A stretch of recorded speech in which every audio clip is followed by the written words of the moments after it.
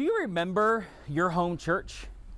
Remember the people who taught you the stories of the Bible? Do you remember the preacher who was particularly meaningful or the preacher who was particularly awful and you fell asleep through?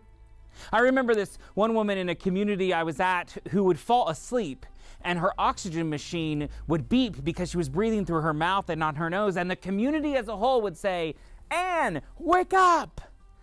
Do you remember the delightful characters? Every church has them.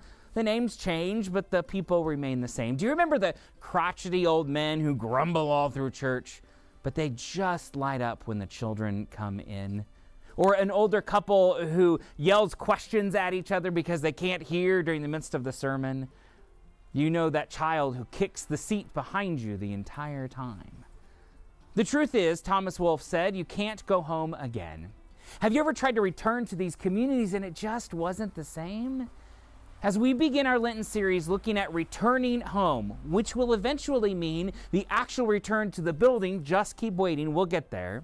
But we're going to be exploring how to find home in a world that has been turned upside down. How will we create a home for one another? How will we be a home for our friends without homes? What home do you need now?